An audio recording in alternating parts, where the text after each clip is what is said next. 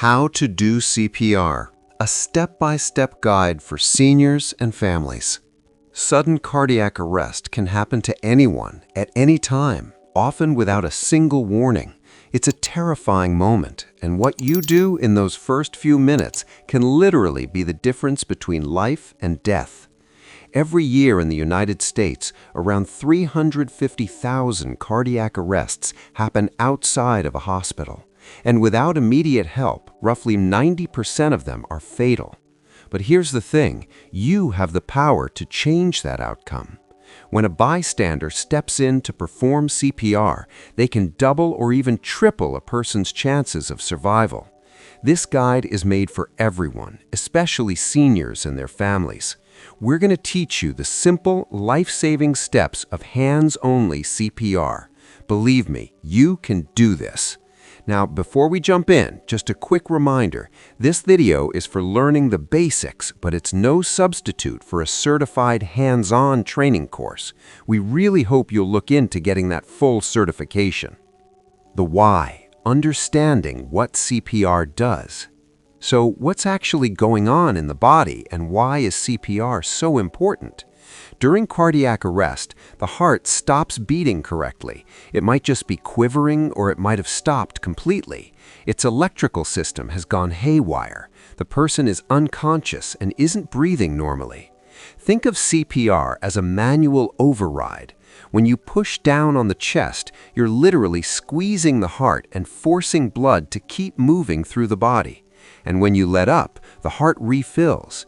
You're doing the heart's job, pushing precious oxygen-filled blood to the brain to keep it alive until help arrives with advanced gear like a defibrillator. Your goal isn't to restart the heart, it's to buy that person critical time. And for an adult who suddenly collapses, chest compressions are the single most important thing you can do. The first steps: check and call. All right, let's walk through this together. It's as simple as check, call, and compress. First up, check. Before you even get to the person, take a quick look around. Is the scene safe for you? Things like traffic or electrical wires are a no-go. Your safety always comes first. Once you know it's safe, kneel down next to them, tap their shoulder hard, and shout, "Are you okay? Are you okay?" While you do that, watch their face and chest for about 10 seconds. Are they breathing normally? Now, you might see some weird gasps or hear a gurgling sound. That's called agonal breathing, and it is not normal breathing. If they don't respond and aren't breathing normally, it's time to act. Next, call for help. This is one of the most powerful things you can do.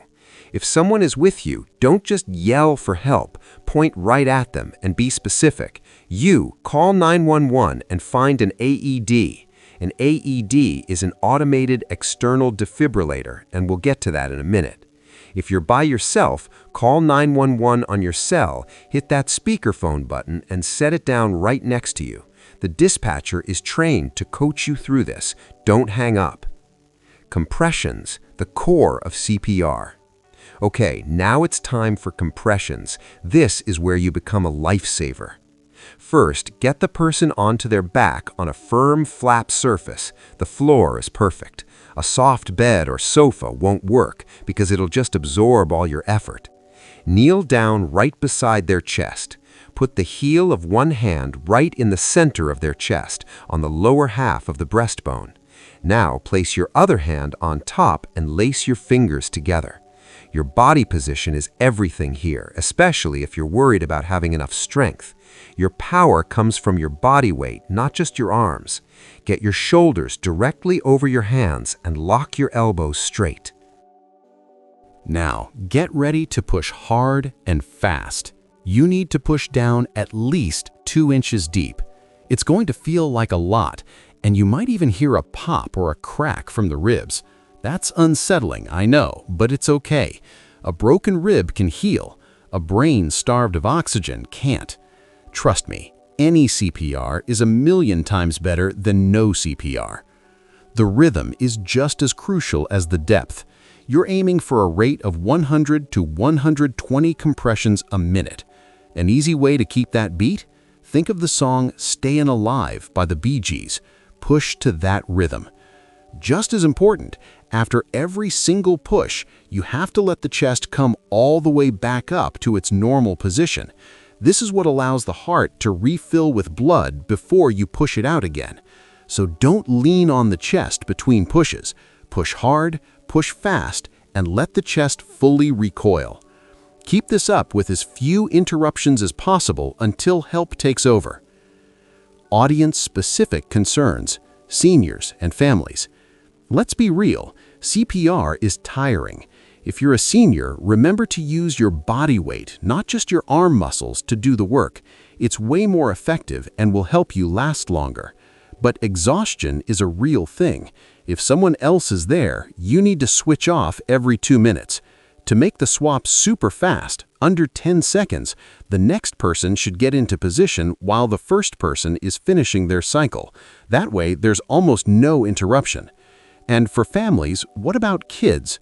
The main ideas are the same, but you adjust the technique. For a small child, you'll likely only need one hand for compressions, and you'll want to press down about 1/3 of the depth of their chest. Using an AED. The moment an AED shows up, use it. These machines are designed for anyone to use. You don't need to be a doctor. Just open the case, turn it on, and it will start talking to you. It gives clear, calm instructions and tells you exactly what to do. The first step is to get the person's chest bare and stick the pads on as shown in the pictures on the pads themselves. One pad goes on the upper right side of the chest, the other on the lower left. Once the pads are on, you'll plug in the connector. The machine will then say something like, "Analyzing heart rhythm. Do not touch the patient." This part is critical. Make sure no one is touching the person. If a shock is needed, the machine will let you know. It'll charge up and then tell you to press the flashing shock button. Before you do, shout, "Everybody clear," to make sure everyone is hands off. The second the shock is delivered, you'll start chest compressions again immediately. The machine will guide you. An introduction to rescue breaths. You've probably heard about rescue breaths or mouth-to-mouth. For a long time, that's how CPR was taught. But today, the American Heart Association recommends hands-only CPR for bystanders helping an adult who has collapsed. Why? Because it's easier to remember, and in those first critical minutes, it works just as well. Sometimes the fear of doing breaths makes people freeze, and hesitation can be deadly. However, if you're trained and willing, you can add breaths. They're especially important for children and anyone who has drowned or had a breathing emergency. If you're going to give breaths, the rhythm is 30 compressions, then 2 breaths. After 30 compressions, you'll tilt the head back, lift the chin, pinch the nose shut, and give a breath just big enough to make the chest rise. Then a second one before going right back to compressions. But let me be perfectly clear, if you haven't been trained or you're not comfortable giving breaths, just keep pushing on the chest. Non-stop, high-quality chest compressions are the absolute priority. So let's recap the 3 most important things to remember. If you see someone collapse, 1. Check the scene and the person. 2. Call 911 and get an AED. 3. Start compressions. Push hard and fast in the center of the chest, 100 to 120 beats per minute, and don't stop until professional help arrives. Witnessing a cardiac arrest is scary, but you are not helpless. By following these steps, you can be a hero for a family member, a friend, or even a complete stranger. You become a bridge of life, keeping that person going until the paramedics arrive. What you do matters. Please share this video with your parents, your kids, everyone you care about. The more of us who know what to do, the more lives we can save together. And to really get these skills down, we can't recommend enough finding an accredited CPR course in your area for hands-on, certified training. Thanks for watching and for taking this step towards being ready to save a life.